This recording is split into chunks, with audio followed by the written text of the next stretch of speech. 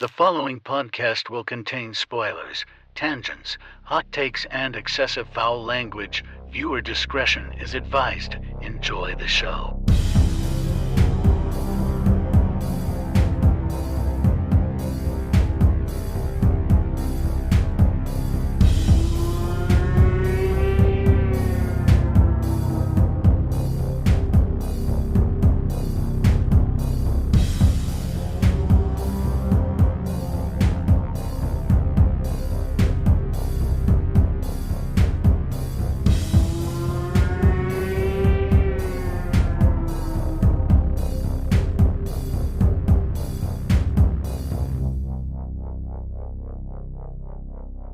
Greetings, horror fans, and welcome to episode 316 of Frightmares. I'm your host, Austin Proctor, and joining me today for 1994's Just Wolf is Gabrielle Proctor. Hello. Just Wolf. Wolf. That's it. Wolf. Wolf with Jack Nicholson and Michelle Pfeiffer. That is Spader. And yeah. That was a late discovery in the game and was not. Oh, shoot! James Spader's in this. Oh, damn it! I'm bumping up my James Spader percentage of movies watched because I've watched some really, really random James Spader movies in pursuit of bumping up those numbers. I watched Tough Turf, okay? Sure, yeah. Tough tits, got it. And the Secretary. I'm at 14% now. Wow, so much more to go. Yeah, so didn't really know what to expect from this movie, honestly, as I had never seen it, because my history with this movie is very short. I've never seen this. That's it. Moving on. No, so, yeah, it was one of those movies. It got on my radar somehow, some way. Probably when I was deep diving into werewolf movies, I happened to just see this one, and I said, Jack Nicholson as a werewolf? What? Got to see that, and then, years later, we finally saw it. But we picked this one for 94 because, just like 93, is kind of a rough year for horror. I would argue, I think I said this last episode, but you're going to hear it again. Sorry. 90 to like 94, 95 was a weird time for horror movies coming straight off the slasher binges. Horror was trying to find its new next thing, and everybody was burnt out on what they'd been doing. Yeah, everyone was burnt out on slashers, and then Scream was like, nuh-uh. Not anymore, not in 96, because then that effectively kicks off, the teen screams. You get, well, I Know What You Did Last Summer, you get The Faculty, you get Final Destination movies, you get all these teen scream movies. So we finally, and then, then you get into the early 2000s, we've got torture porn and all that stuff. So yeah, the early 90s was a very bizarre time for horror movies, and apparently a time to get huge budgets, because this has a wildly high budget that kind of shocked me, because no one talks about this movie. Everyone that sees this probably gonna be like, what is this movie? Probably not gonna listen to this episode. That's fine. But you should. But you should, because boy, do I have a lot of thoughts and feelings on this movie. I say that like I don't have thoughts and feelings on every movie, but this one specifically was quite interesting. So yeah, it came up on my radar, and we're finally watching it. It's a little long, 2 hours, 5 minutes. Probably could have cut some of that down, but absolutely, they could have. You didn't like this, did you? No, I did, but I will say there was definitely room to trim on this one. There were a lot. It was one of those movies where some shots just went on much longer than they needed to. You're like, you could really skim that down a little, guys. Honestly, though, the story was interesting enough for me to keep my attention for 2 hours, but that's just a personal thing. I'm just not huge on 2 hour horror movies unless you're like Hereditary, Midsommar, Dr. Sleep. Or Smile. I think that one was like 2 hours. But this one's weird. It's a weird movie. It is odd. It's fun, but it's also serious, but then it's also really funny. I'm going to be honest. Minus the Secretary and David Hyde Pierce, I think Jack Nicholson just doing what Jack Nicholson does made parts of it unintentionally funnier. Yeah, for sure. Yeah, so. But there was definitely some 1-2 punch, set up jokes that were oh, this is great. But yeah, this is a strange movie. For sure. And I obviously am very interested to hear your thoughts, because you, by the end of the movie, were so tired because I kept you up until 9:35. That is my wind down time. And also, You a sleepy girl. If you're not in bed by 9 o'clock, you get all sleepy on the couch. And I'm like, are you going to make it? Yeah, what else am I going to do? Well, sleep. So. Yeah, so you're welcome, buttface. It's fine. We're both sleepy people that happen to find each other. Look, when sleepy boy meets sleepy girl. We used to stay up late, and then, I don't know, around the time we got married, we were like, oh, you know what? I'm feeling tired. And then we had a kid, and I'm like, oh, hell no, I'm going to bed. Good night. Tired. I'm out. Very tired. So we will get to Wolf eventually. But before we do that, we got to do this. What did Jason Hill make me watch? This week, Jason made me watch a movie called The Club. Good luck finding this one on IMDb, because you put in The Club and it pulls up everything with more words in the title, and I had to scroll to find this movie on IMDb. Like I said, I don't know if I said it's from 1994. So, time stops at midnight at a senior prom for 5 students, 1 murderous counselor, and John. They must find the courage to face themselves, or when time starts again, they may find that they are joining John's club. All you have to do is commit murder or suicide. Murder. Isn't suicide just self-murder?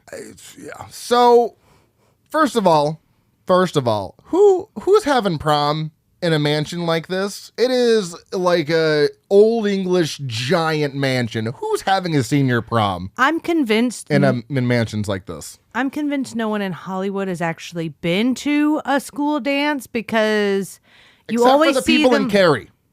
Everyone in Cary went to a school dance. That is about as basic as it gets for a school dance. Yeah, but then you see them in movies for the most part, and it's like, yeah, we have them in this giant mansion, or like Vampire Diaries, we have a dance every other month that's themed like a decade, and you're like, what the hell's the party budget you think people run on in high schools? I guess this is what you get when all your writers are from LA, you know? They're just used to a bougie lifestyle. They rented out a ballroom at a hotel and threw up some balloons and put some centerpieces out and called it a day. I can tell you that not cotillion. What's the thing before prom? Homecoming?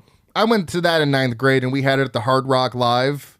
Ooh, yeah. Which is a great place. I couldn't tell. It's not a fucking mansion. I couldn't tell you where prom was because I did not go, because I was too cool to go to prom. And sounds right. I also didn't have a date, but I was like, I don't dance. I'm not gonna go fucking hang around with a bunch of people dancing and not dance. That doesn't make any sense. So yeah, we did have ours once at the House of Blues. Come to think of it, but that's the place. So yeah, I don't know where these people are getting mansions to throw proms in, because whatever.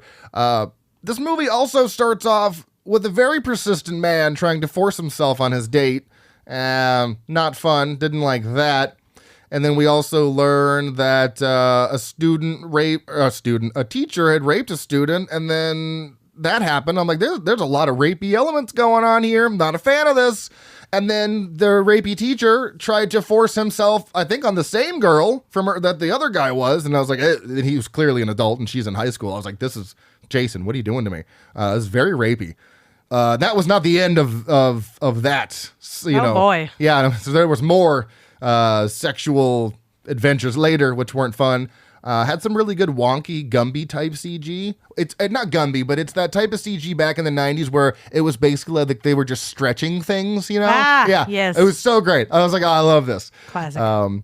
Yeah. And then the main guy eventually, John, it's not really necessarily a funny movie until he reveals who he is. And then all of a sudden he's like, dial the cheese up to 11. And he's doing this really goofy, very reminiscent of, what's his name from Mozart from Amadeus, that laugh. And none of the jokes were landing. And I sat there, I was like, okay. And then some things happened. And eventually at a certain point, I didn't even know what was fucking going on anymore. I was like, I didn't understand this movie. So I don't know. It was a weird one. This one definitely didn't hit. That's okay. They can't all be winners. I totally understand that. Jason gave this 3 out of 5, which seems quite high for Jason, but he also did rate it almost 5 years ago. He said, this was an interesting little movie that felt sort of like a Night of the Demons sequel. Can totally agree with that. Just not as good practical effects. The movie itself has an incredibly skewed, if that's the right word, arc on Letterboxd, because it's primarily on the left side, which means You know, like, look at this. Like, it's like that. Like, the lowest or the most common rating is a 2, but somehow it's got a 2.8. I don't know. So I gave it a 2. It's fine. Didn't really like it, but, you know, I didn't really understand what was going on. Probably would have gotten a 2.5 had there not been so many very persistent men in that movie. Little much. So, anyways, that is The Club from 1994. You can actually watch this one on Prime and Tubi if you care to check it out. It just reeks of the 90s in all of its glory. Jason says, check it out. You'll probably hate it. You might hate this one. Sorry, Jason. I love you, Jason. So let's move on to the highest grossing movies and Oscar winners from 1994. We have The Lion King coming in at $979.2 million. And the highest grossing horror movie that year was Interview with the Vampire, coming in at $223.7 million. Nice. Well deserved. We have already reviewed that one on the podcast. This was the 67th Academy Awards presented on Monday, March 27th. 1995, honoring movies that were released in 1994. Best actor goes to Tom Hanks for Forrest Gump. Actor in a supporting role is Ed Wood for Martin Landau. Best actress goes to Jessica Lange for Blue Sky. Actress in a supporting role is Diane Wiest for Bullets Over Broadway. Cinematography goes to John Toll, Legends of the Fall. Director goes to Robert Zemeckis for Forrest Gump. Musical score is Hans Zimmer, The Lion King. I've noticed that Disney is winning a lot. I mean, well-deserved, obviously, but the last few episodes have all been Disney movies. And then Best Picture was Forrest Gump. Well, this was the Disney Renaissance, so. That's true. So yeah, Best Picture, Forrest Gump. And I had seen this one, like, bits and pieces here and there. Everybody's seen this in bits and pieces. Yeah, I never actually, which is interesting because he kind of tells it in bits and pieces. So, yeah, I had never really seen the thing all the way through. I don't know. It just never interested me. What do you want from me? It took a full day to watch this because we kept taking breaks. Oh my God, we had to take so many breaks. That's what happens when you have a tiny gremlin toddler running around demanding snacks. Hey, we had way more fun playing in the splash pad than we did watching this movie, so. Yeah. So, if you don't know about Forrest Gump, it is the history of the United States from the 1950s to the 1970s unfolds from the perspective of an Alabama man with an IQ of 75 who yearns to be reunited with his childhood sweetheart. Just like Rain Man, it's another movie about a mentally handicapped man played by someone who's not mentally handicapped. I mean, I guess autism isn't mentally handicapped. It's neurodivergent. Neurodivergent. That's the proper word. I apologize. It's problematic. You know, I'm not. I assume that someone like someone with a mental handicap might. I don't know. Back in the 90s, maybe they just didn't have anybody available. I don't know. Maybe they just wanted star power. I don't know. Back in the 90s, we were still living firmly in the land of it doesn't matter if you're that. Right. So, yeah, it's problematic. And, you know, you can disagree with me. That's fine. It's just, that's my point of view. I don't think, like, that's why I think The Peanut Butter Falcon is such a brilliant movie, is because we actually have a person with Down syndrome in the movie. We don't have someone acting like they have something they don't. Yep. And he's so good in that movie. I can't stand Forrest's voice. I can't. And he narrates the whole goddamn thing. I hate it. And I can't stand Jenny either. I know. I get it. Past trauma. I'm not disputing the past trauma she experienced. She experienced one of the worst types of trauma a young girl could ever go through, or young boy. But yeah, it just felt like she was passing off her trauma onto Forrest, and then constantly leaving him, giving him false hope, this and that. Like, either leave the man alone or just pick one. I get it, though. I'm not a fan of her. And I know we're not going to agree on this, and I don't want to get into it with you. It's just, that's my perspective. I don't like her. And the story itself is fine.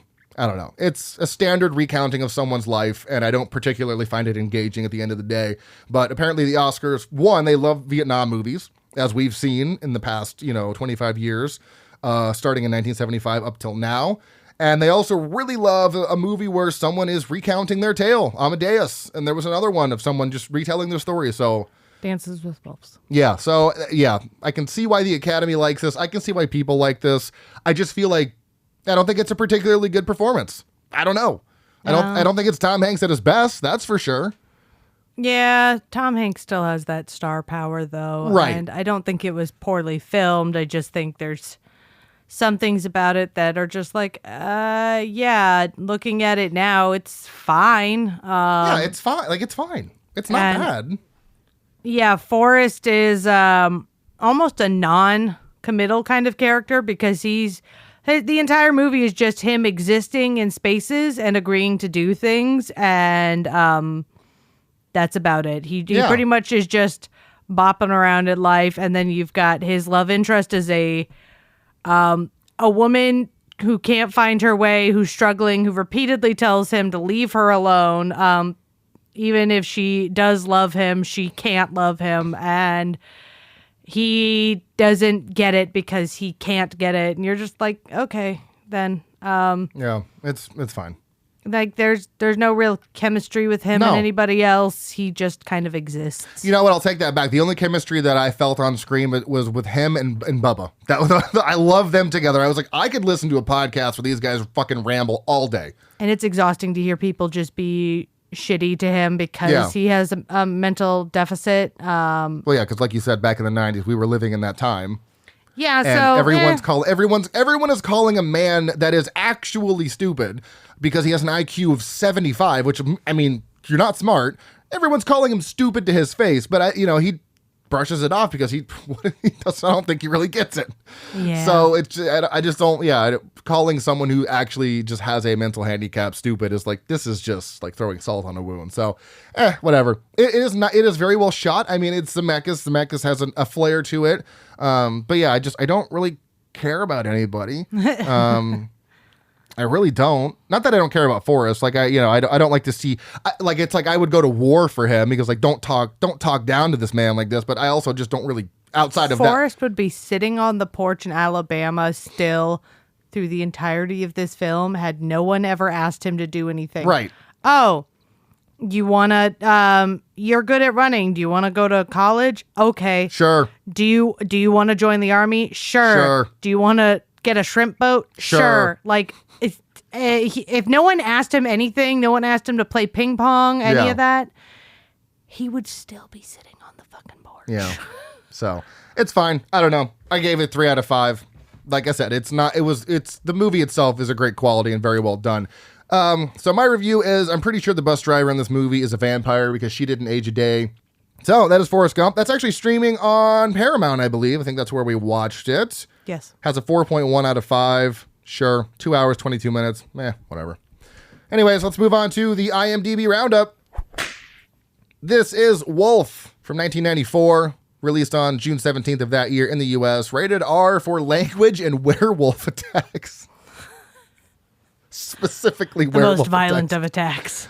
This is not my type of horror movie when it comes to the rating because it's mild sex and nudity, moderate violence and gore, mild profanity, mild alcohol, drugs, and smoking, and mild frightening and intense scenes. Why the fuck is this rated R? The hell? It's all mild. Runtime of 2 hours, 5 minutes, listed as a drama, horror, romance, thriller. So, listen to all these people that were involved in this. This is so good. Directed by Mike Nichols, who also directed The Birdcage. A cinematic masterpiece, yes. Written by Mike Nichols, who also wrote the novella of Legends of the Fall. And we also have written by Wesley Strick, who wrote Arachnophobia, Cape Fear, and Doom. That actually tracks Composed by a giallo fucking master, Ennio Morricone, who has 548 credits, also composed things like Four Flies on Grey Velvet. I didn't want to get deep into the giallo titles because most people won't know those.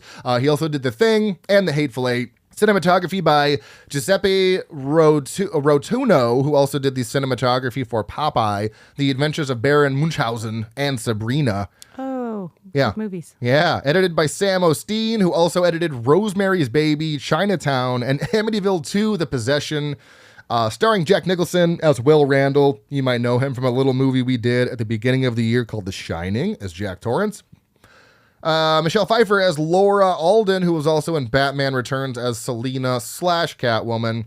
James Spader as Stuart Swinton, who most people are going to recognize the voice from Avengers Age of Ultron as Ultron, but he's also done plenty of other awesome things. Kate Nelligan as Charlotte Randall, who was also in Dracula 1979 as Lucy. We've got Richard Jenkins as Detective Bridger, who was also in Step Brothers as Dr. Robert Doback. And then we have Christopher Plummer as Raymond Alden, who is a fucking legend with over 200 credits. And I put this in there because I didn't realize he was Charles Muntz from Up. I had no idea. Yeah. I don't know why.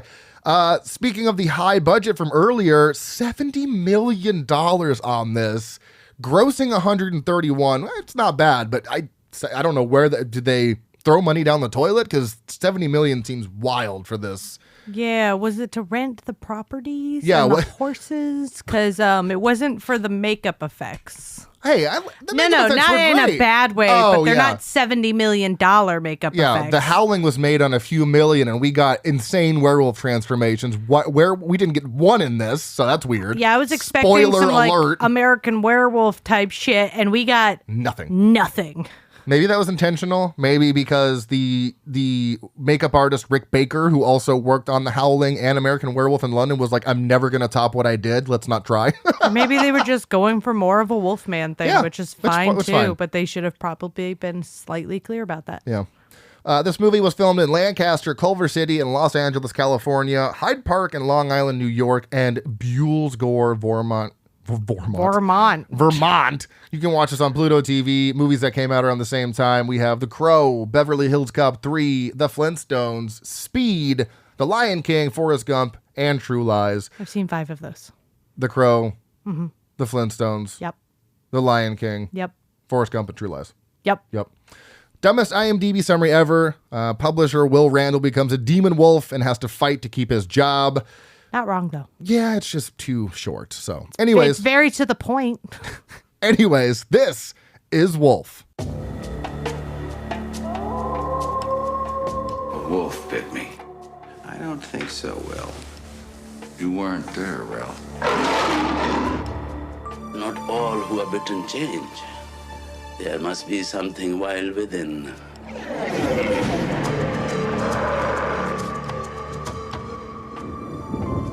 You've been sleeping all day. How do you feel? I feel, good. It is Mexican Independence Day.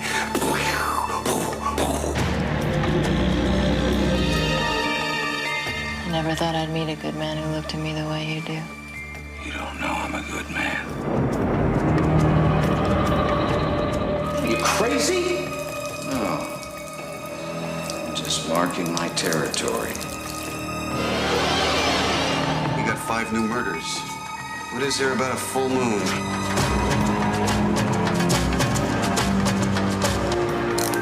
There. Well, you seem pretty helpless now. Yes.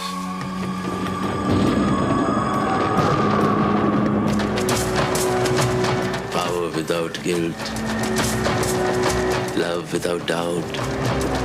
It feels good to be wolf.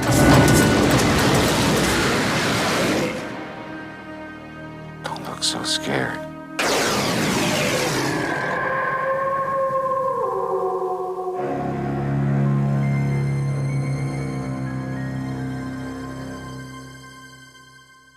So, Gabby, overall thoughts on Just Wolf Nowhere?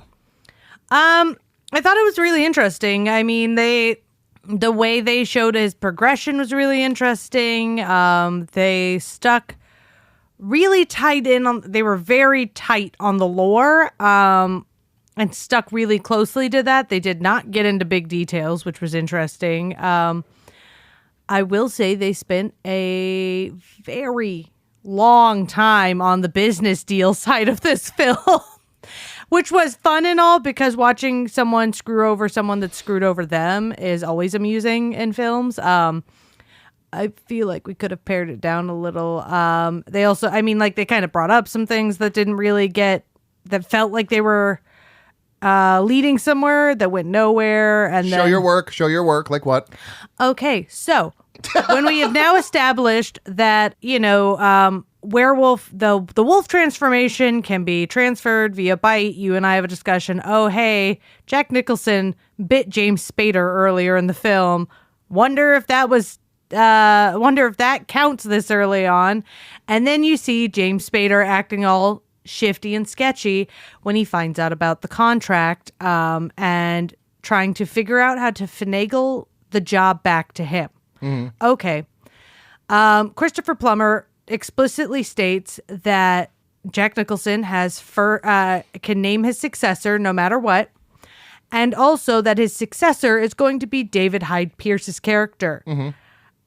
Why name specifically who his successor is going to be if we literally never see David Hyde Pierce again after Jack Nicholson does his power move?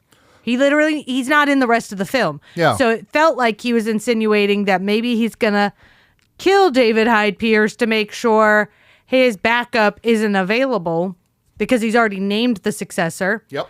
But no, what he's going to do is attempt to frame Jack Nicholson for his wife's murder, but also they never explicitly say, did he kill her or did James Spader do it when he started changing in an attempt to frame him for murder? They never explain one way or the other. Counterpoint to the David Hyde Pierce thing, I really think that was set up as kind of a red herring, because the second he was acting weird about even before he said his successor, he was acting weird about it. I said, I wonder if he is trying to figure out a way to set up Jack Nicholson. And then you pointed out, oh, he has the Band-Aid on his hand.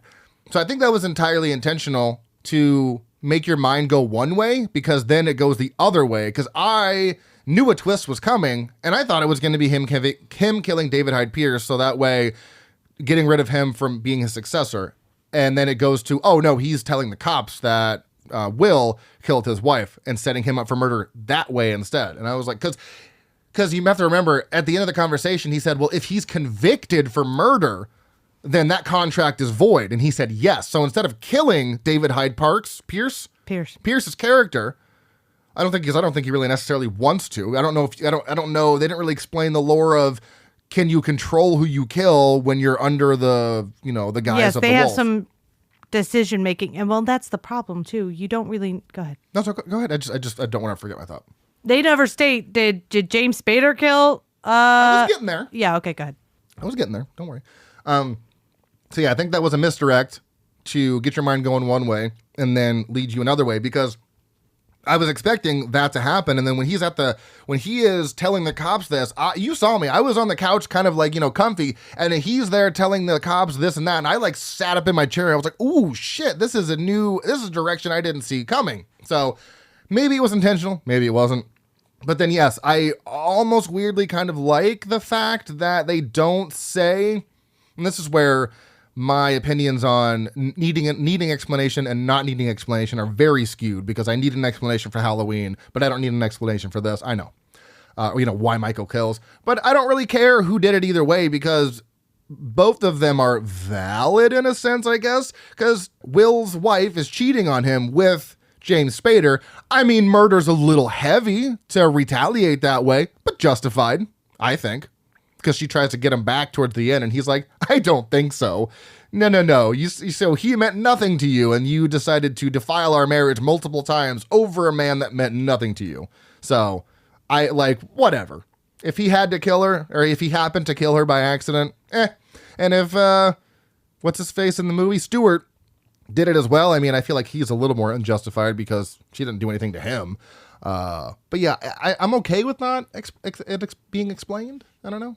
I guess you're just not, you don't feel the same way. You'd rather know one way or the other. Well, yeah, because he straight up tells her off. He knows he's going to meet Michelle Pfeiffer here shortly.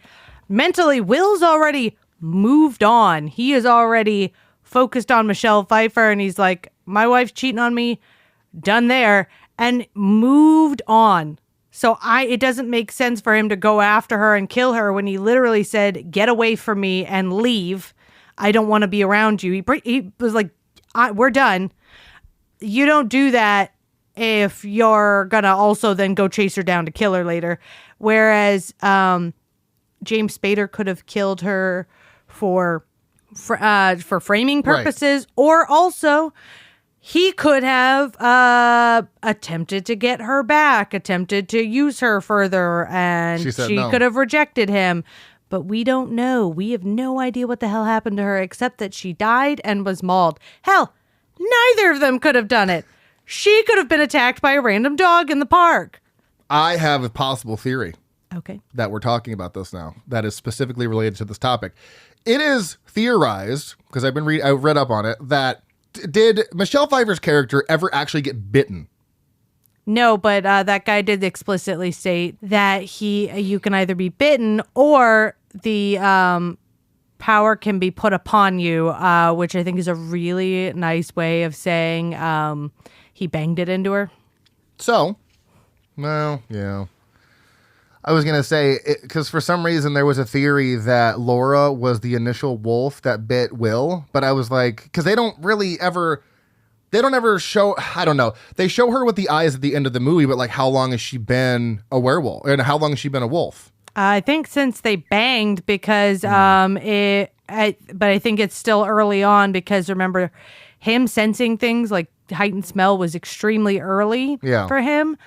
And if she was full wolf, there's absolutely no shot in hell she would have been scrambling with James Spader the way she was. Yeah. She would not have let herself nearly get assaulted. Well, he banged it, but he would have banged it into her much earlier, because that was, that was the night before. Okay, between the time that they had sex and the fight was way longer than the fight to the end of the movie. There was like a fight, you know what I mean? Like, yeah, no, I'm saying when Jack Nicholson had sex with her the next day.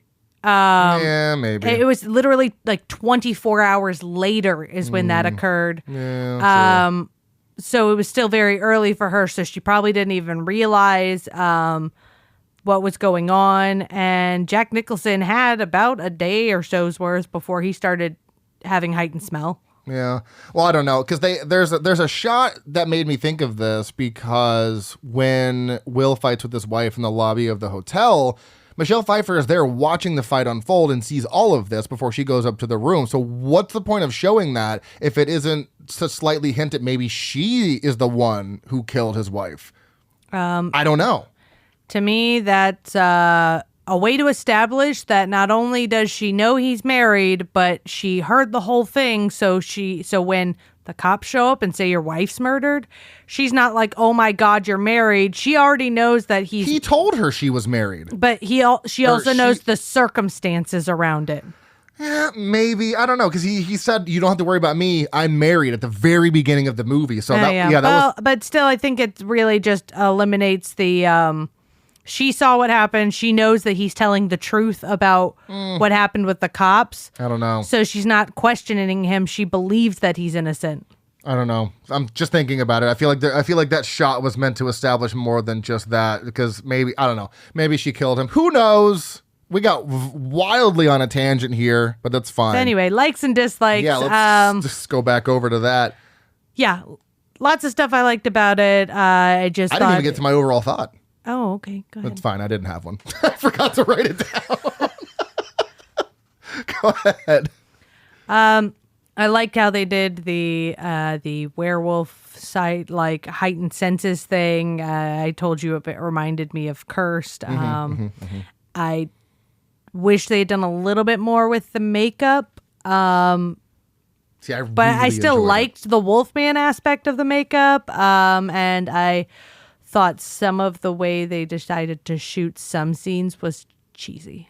Well, I think I really enjoyed this because in a world full of wonky looking werewolves, and I've seen some wonky ones, they went for a very simple approach that still was effective. I think mainly because I realized while watching this that Jack Nicholson has the perfect face for a werewolf with those big, thick eyebrows, and he can do the eyebrow arc very well. So it was very reminiscent of the original Wolfman, because that was pretty, not a lot of makeup, but I think it was nice. It was a simple take on it that was really effective. And yeah, the senses getting heightened was great. The smelling the tequila and the coffee, not needing his glasses anymore. He can hone in on any conversation in the building. And that scene was actually really good because he's sitting there trying to figure out what's going on, and his ears are kind of bouncing up and down, and the camera will zoom into a conversation and he'll hear that one, and it zoomed around, very well shot. I like that scene a lot. And then I love the bit about, don't tell people you're drinking coffee with your tequila. You weren't having coffee. And he looks underneath his phone like, is this guy bugging my phone? It's good shit. Yeah, so you're not huge on them. Like I said, it is good makeup, but yeah, I mean, I would have preferred a hind-legged vampire. That's my favorite thing. A vampire, huh? No, sorry. This movie vibes so much like a vampire movie. It really does. A hind-leg werewolf. But yeah, I will agree that there were a lot of cheesy shots. I mean, there's a clear distinction between Jack Nicholson and the stunt double that they just decided to put his face on screen for a lot of slow-mo shots when they could have shot it so many different ways. This is what camera angles are for, guys. Yeah. So, let's see here. Just talking about the story itself, I was really weirdly into this. It was like office politics, fighting for your job, screwing people over. You have James Spader's character, Stewart, who is just the skeeviest person on planet Earth. And he plays that character so well. He's played it in a few movies. Yeah, he does it very well. I mean, he kind of does that same sort of thing in The Office where he plays Robert California, but he's much more classy about it. And he's not so skeevy as he is just, what's the word I'm looking for? I don't know. He does the same thing in Mannequin and also in that's Baby right. Boom, where he's like, oh, no, I'm on your side, scheming. Yeah, it's almost like Robert California in The Office. He's just very eloquent and what's the other word? It's just, I'm trying to think of fancy words that are just beyond my capability. But I don't know, for some reason, he still kind of vibes like the same character. And they established Will's reputation very quickly with his coworkers and clients, which I thought was a nice story beat. You kind of get a sense of who he is. And I think this is one of my favorite Jack Nicholson roles because I just and not even the role per se, but how he plays the character. He's very calm, he's cool, he's collected, very mindful, very demure at first until he gets, the werewolf bits. But he's, there's plenty of times where he could have lashed out at someone and he doesn't. He just takes the high road. And I was like, I really like this Jack Nicholson. This is an interesting side of Jack Nicholson, and I like it. Small werewolf touches are great. Maud Waggins, wagging your tail. That's also a ridiculous name. He's called a good boy by Laura in the beginning. There's just like these little things that I like. And Michelle Pfeiffer. I mean, we can't not talk about Michelle Pfeiffer in this. Hello. Yeah. Stunning. Stunning. Is she ever just... I'm just like, how is it possible that you're this pretty? I just don't see them together, though. Jack Nicholson, Michelle Pfeiffer. Very odd combination. And I'll thank God every day that they faded into a different shot and we did not have to watch those two have sex. Yeah, because there's an almost sex scene with Will and his wife Charlotte, and I was like, don't need to see this. Don't need to see Jack Nicholson in a sex scene. And then they faded out. And then it comes to the scene with him and Pfeiffer, and I'm like, boy, Pfeiffer in a scene, sure. Jack Nicholson in a scene, no. Very conflicted right now. Just fade out. And then it fades out. I was like, thank God. I just don't really want to see that. I know. I'm pretty sure you and I watched that movie together. What? That's Something's Gotta Give. No, that's right. Something's Gotta Give with him and Diane Keaton. Him and the little dog. No, that's... as good as it gets. As good as it gets. Damn it. I always mix those up. But... there's the sex scene with him and Diane Keaton. That one's played purely for laughs. Right. I don't need to see a passionate lovemaking scene with Jack Nicholson. I really don't. No. I don't. So this movie constantly shows the phases of the moon, which is a nice touch. I'm not saying that never happens in a werewolf movie, but I mean, it cuts to the moon and it's almost full lunar cycle throughout the entire movie, which is really fun. And, normally werewolf movies follow, like we've talked about this. The reason I don't like vampire movies is they're not formulaic. Werewolf movies are pretty formulaic. It's get bitten, turn into a werewolf on a full moon. But this is like, they're turning into this half man, half wolf kind of creature in between the phases of the moon. So that's why I was like, oh, we're going to get like a full transformation on, full moon day. We didn't. Very weird. But I find it interesting that even during half phases of the moon, they're still turning into something and blacking out and waking up the next day like, ooh, God, what did I do? Mm-hmm. Yeah, I like that. So is that something you enjoyed or? I think it's interesting, but I will say, yeah, because he had partial transformations throughout the month, it was kind of a letdown to see that the final transformation was just slightly more than what it was already. You're like, okay, but all right. Where's the full thing? I think it's hilarious that he's basically walking around in a suit without the jacket as a werewolf. He's like business wolf. I love it. Right. So good. The comedy is also really good. We touched on this a bit. I find it odd because it's not listed as a comedy, but it does play out, especially in the first half, very much so like a comedy. And then it kind of leans more towards the drama, horror, romance towards the back half, which is an interesting pacing there for sure. I think they had the comedy more in the beginning, and it wasn't really like this is a comedy so much as there is comedy in this. These people are people. They have fun. They laugh. They joke. Because you want to like Will as a character. They want you to think, oh, he's a personable guy. He's not just crazy. His people like him. Yeah, and that's why I love how they established that so early in the movie by his client coming in, and basically everybody on his team is because Stewart's out for his job, and he's basically begged the boss to replace him or replace Will with Stewart, and Will finds out about this and he plots his revenge. He says, I'm going to get you. And, he makes his plan to have everyone on his team leave with him. And even one of his clients is like, how many books do I owe you? And they're like, oh, well, you owe us 1 book and like 2, sneak peeks at your next one. She's like, okay, I'll start a restaurant book about the places I ate and I'll get going on this right now. It's just like, oh, these people are dedicated to not the publishing house, to Will.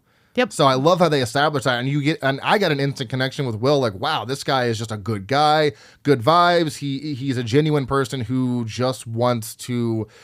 I don't think he even wants like fame and fortune. He just wants to. He likes publishing. Yeah, he genuinely likes his job. So, but like the comedy for me is great because there's that scene where he's breaking Laura down as a human being by telling her that she is essentially her own problem because she doesn't want people to just like her because she's pretty. They want to like her for the real her, but the real her is kind of boring and bland. And then she's like, I'm not amused by your keen insight, but then also doesn't tell him to like fuck right off. And he eventually spends the night. I know he didn't feel well, but still they were out on the river and she's kind of confiding in him. And I'm like, you definitely like that keen insight. Don't you lie. So I love that moment because I was laughing, just like, damn, she's the problem. She's the problem. Like, damn, Jack Nicholson. He was like savage, but in the most nice and calm way. Yeah. Yeah. And I also didn't think I'd be able to, speaking on the comedy as well, I didn't think I'd be able to take Jack Nicholson as a werewolf seriously, but it weirdly worked. I expected it to be some level of goofy or cheesy, and yes, there are cheesy moments, but I think it's because it's very much of its time. Like, there were some of those edits when they were cutting around, and I was like, ooh, 90s, wow. And then they have that really choppy slow motion that 90s movies like to do, like in battle scenes. For some reason. Yeah, just that choppy, just rigid slow motion. I'm like, God. But yeah, it just doesn't really, I don't think it plays well for a modern audience. I think you have to be familiar with movies from that time to be like, this is just a product of the 90s. Yeah, I don't think, however, Jack Nicholson is a creature feature kind of guy. What do you mean? Even after this, I'm like, I don't think creature features are where it's good he thrives. Didn't like, I don't think this is where he does his best. He's definitely more of a psychological or even comedy guy, but. Oh yeah. I mean, one of my favorite roles is by all accounts, not a good movie, but I love him in, oh my God. Anger Management. It's such a goddamn funny movie. And he is fantastic in that because he has this level of manic energy that he brings. But yeah, I don't really think this is his genre or his role, but I'm glad that he picked this one up because I do think he did a good job. But yeah, continuing on with something like this doesn't really seem like his. Yeah, this isn't his arena. The arena. I was going to say foray, but that didn't sound right. Forte. There we go. Almost there. I was almost there. So yeah, story beats though, good stuff. I don't think the story needed to be this good. I mean, it's. Please name me a time where we got a senior editor in chief at a successful publishing house turning into a werewolf. Yeah. What is that? At times it did kind of feel like 2 separate stories that they just mashed into one. Oh, 100%. Mm-hmm. Yeah. So I definitely feel like there was multiple ideas that they just kind of threw together, but I do like the, juxtaposition of his role in what he did and how that played into the ending this is basically a tale of revenge. Yeah. Someone got your job and you're getting back at them in the most heinous way, but in the middle of you trying to get back at them, they're also trying to set you up for murder. It's a very good revenge story, I think. And I like the idea that he's such a likable character and everybody does like him. So he gets, his niceness gets taken for granted. People think like Christopher Plummer doesn't really think much of him, and he thinks he's too nice, and James Spader underestimates him. They all underestimate him, and he's like, oh, yeah, no, I'm just nice, but I can absolutely do business here, and I can absolutely demolish everything you're doing if you'd prefer I do that instead. Well, that's what I find interesting about this is like, had he not been bitten by the werewolf, his senses wouldn't have been so sharp. I don't think he would have been as clever to do what he did, to be honest. I think he's clever enough. I don't think he had the drive. Right. But now that David Hyde Pierce makes a comment to him like, geez, you've edited like 60 pages of this manuscript in like a day or two. And obviously, his sight and smell and hearing is better. So I think the bite just made him, obviously, a werewolf. He has like kind of these super abilities, but I really feel like that weirdly weighed into how he was able to get back at not only his boss, but Stewart's character as well. And I find that fascinating. So yes, they do feel like two tangential stories, but they do, they cross over, there's a few intersections in between them, which I find like I said, I find fascinating. It's a very unique story in my opinion. And there's also really even good lore building too, with the werewolf side of the story, how sometimes a wolf doesn't need to bite you. The passion is enough to affect someone. And then the doctor that he's going to, who we only see one time, which is sad because I like that character. He wants to be bitten by Will because he's terminal. And that's a story beat I've never seen in a werewolf movie. Like, please bite me so I don't have to die a painful death. And Will is like, you want this life? Like, this is what you want? So that was also really interesting because that's something I had never seen. Does it exist out there in the world? It might, but in my world, I haven't seen that in a werewolf movie before. So yeah. Yeah, that's usually reserved for vampire movies. Well, and that's why I said earlier, I was like, this really feels like vampire lore energy, but with a werewolf movie, because they establish some things that vibe like a vampire. And then there's obviously the werewolf beat. So it's a really interesting mishmash of just stuffing things. Yeah. Not stuffing things, stuff and things. Sorry. Then, of course, the revenge is great when Will gets back at Stewart, and then he fires this man while he's peeing in a urinal. And then he pees on Stewart's foot, which fucking sent me to the moon. That was so great. I never want to be fired over someone peeing, because that's very strange. But I felt it was very fitting for Stewart, because every word out of that man's mouth is just straight bullshit. I even looked at you at one point and I was like, does this man ever speak one line of truth? And I think the answer is no. I think he does not. He's a bullshitter.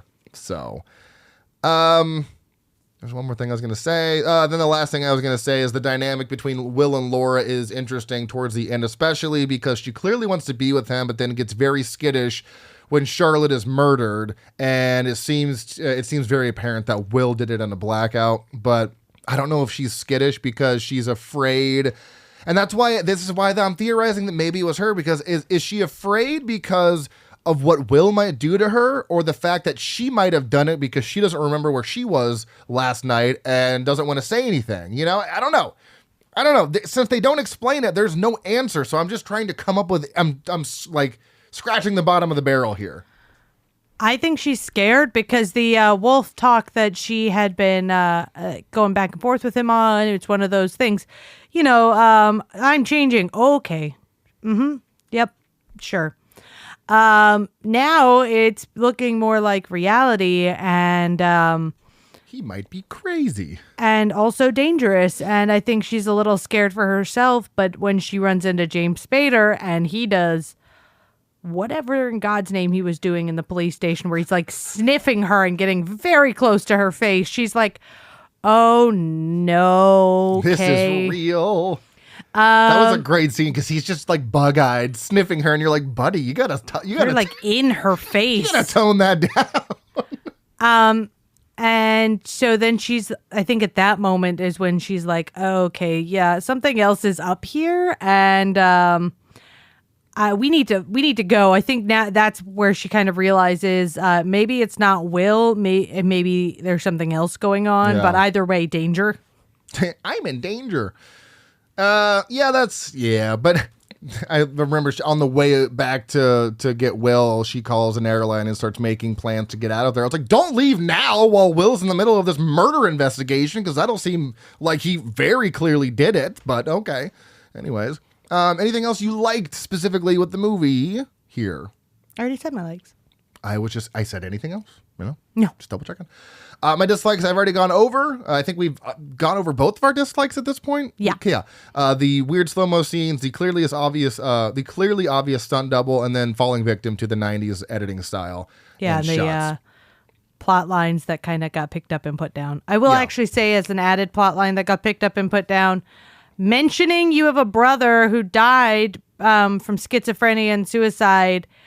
I thought they were going to do a little more with that, but it feels like they just threw that in to make it make sense why she would just be rolling with the punches on him talking about being a werewolf. Yeah, and that person was a person I know from Weeds. Yes, and that's because he's friends with the director because they worked on a different project together. Yeah, he plays Andy Botwin on Weeds. His name is Justin Kirk.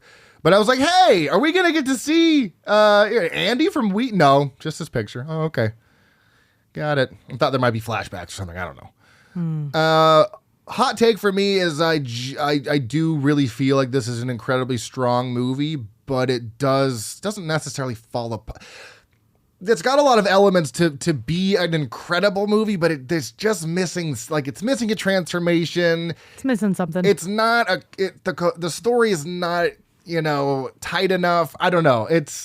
I'm going back and forth on my rating, and it's going to be a tough one to rate, but I do really think this is a solid werewolf movie because it does something so different for the genre. So I do think it's incredibly strong, but I also think it's incredibly weak at the same time. I don't know. No, I feel that. There's a lot to like about it, but there's a lot that's not quite clicking into place with it. Yeah. Is there any hot takes you have? No, I don't think so. I think I'm on the same page with you. Okay, so maybe I might have take. Yeah, there's another lukewarm take for you. Hooked for me, I actually have two moments of being hooked. It's when Will smells something on his wife's clothes. He smells it, and you're like, I wonder if he smells another man or something. And then we see the next scene where he's tracking her down and knocks on a door, and then Stuart opens the door, and I was like, oh, okay, maybe not. And then come to find out, Stuart is sleeping with his wife. I bolted up on the couch. I was like, whoa, plot twist. What are we, 30 minutes into this? Okay. So that was a really good one. And then again, when Stuart tells the police about Charlotte's infidelity with him, setting Will up for murder, I was like, it hooked me right back in. I was like, oh man, this is good stuff. So you have a really good hook at the beginning and a really good hook at the end. And that's why I feel like it's incredibly strong, because you got these two like really solid things that anchor the movie down, and it's like, but then that middle part's kind of weird. So was there a moment you were hooked in? I'm trying to think. Finding out that not only was Stuart trying to take his job, but also took his wife, was like a oh damn moment, but there was something really unintentionally hilarious about Jack Nicholson in khakis and loafers leap running upstairs. So good. You're like, that is definitely the outfit I think of when I think of someone bounding up the stairs like an animal. Mm-hmm. Oh yeah, I forgot to mention that in my there's so many scenes where they're the werewolves, Stuart and Will, they're making these huge, they're clearly on wires, but they're making these huge leaps, and I was like, oh, I really like that. I don't know why. It's kind of cheesy, but I love just seeing them leap into the air. And then if we get this great, just over the top werewolf fight at the end, which is fucking awesome. I think what made it funny was because they were wearing such that 90s outfit, with the loafers, the tan slacks, the denim button-up shirt, and a blazer. That look is hilarious. Yeah, business wolf. And Jack Nicholson is he's like in his 60s at this point, because He would have had to have been 57. 57? Because 55, I think, because he's 19 years older than Michelle Pfeiffer, who was 36 when this was being filmed.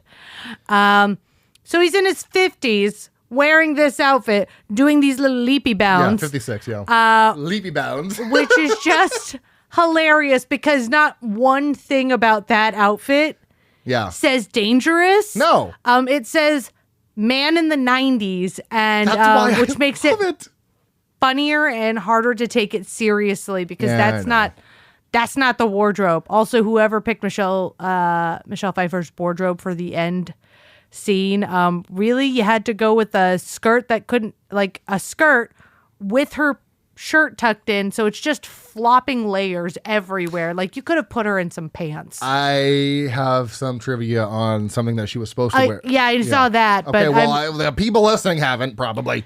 But I think that was a poor wardrobe choice because it just looked really... Well, you needed the easy access for the werewolf possible rape that they had, so... Which I get that. Hated that. Just the way her clothes were set up for the end, I just really didn't like it. Apparently the theme of this episode is rapey vibes because the club and this both had elements, and I'm like, what is this? Yeah. I don't like this.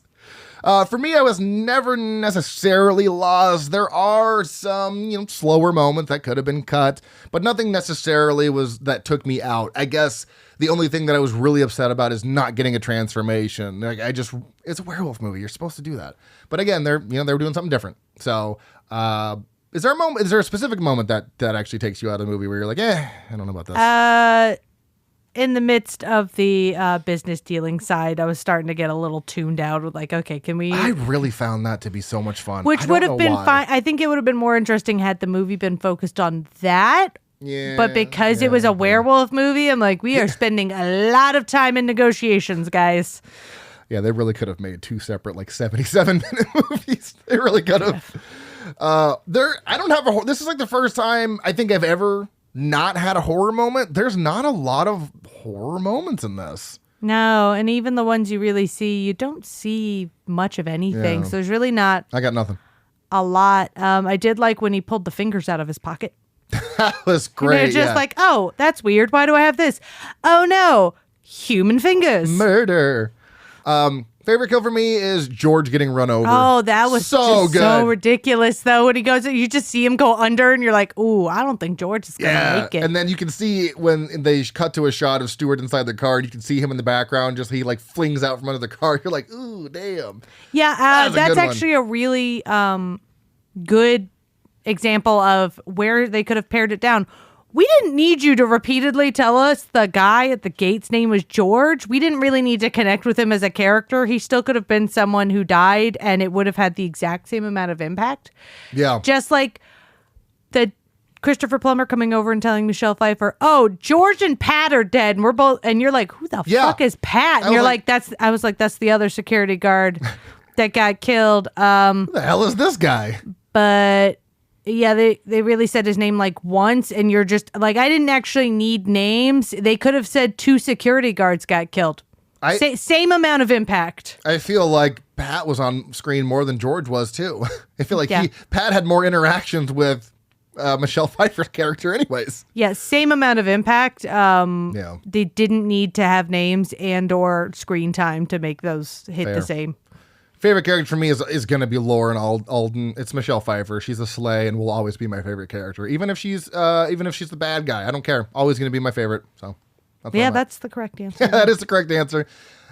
Least favorite character, it's Stewart. I mean, part of me wants to say Mr. Alden, whatever his first name is, the owner of the company, but James Spader just plays such a sleazy guy. Oh, yeah. It's such a perfect role for him, and he does so good. So it's between him and the detectives because they're like, you guys don't do a lot of detecting, do you? Not a lot. Not a thought in those They both looked like they were exhausted and didn't want to be there and possibly hungover. Well, that's why they were drinking on the job. They're like, are you guys good? Because you look like you've seen a lot recently. Yeah. But also maybe you're bored. Well, they did mention when the 2 detectives were talking that there'd been 5 murders in a couple of days. Yeah. So they were probably burnt the hell out. Yeah, it came off as bored. Yeah, and maybe drunk.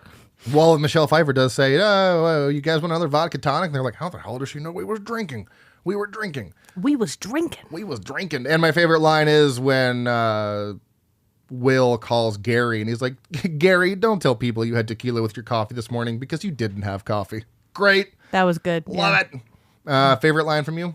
That one, that's okay. hilarious. He's like, yeah, what? I have one drop with my, because he hears Gary have a phone call with someone. He's like, yeah, and how did he know? I had one drop of tequila with my coffee. Like, buddy, you actually have to have the drink you're saying you're drinking. Yeah, it's not one drop of tequila. Anything else before we move on here? Nope. Okay, post-review stuff. Taglines, not a single tagline, which is fun. Yeah. Trivia, in the original script, Will was a lawyer. The character's occupation was changed to publishing because it was felt to be a fresher approach. Michelle Pfeiffer adopted a baby girl, became engaged, and got married all during the making of this movie because it got delayed for like 8 months or some shit. So a lot of stuff happened. And she had a baby with the guy she got married to, and they're still married. Oh, well, good for her. Although this movie is about a werewolf, that particular word is never mentioned. Instead, the phrase demon wolf is used several times. So that's also maybe why we didn't get a transformation, because it's not technically a werewolf. I don't know. The pickling. This is the second time Michelle Pfeiffer's fallen in love with the wolf in a movie. The first was the 80s movie Lady Hawk. Oh, yeah, I got to show you that movie. It's so weird.